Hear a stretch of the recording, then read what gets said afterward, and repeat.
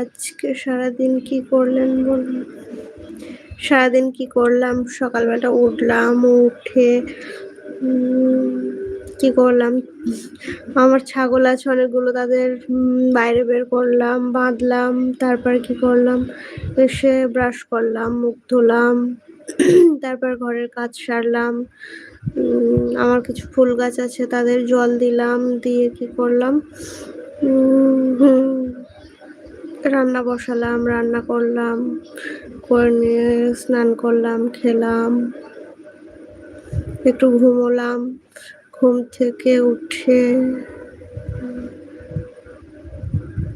কয়টা ছাগল আছে? 9টা।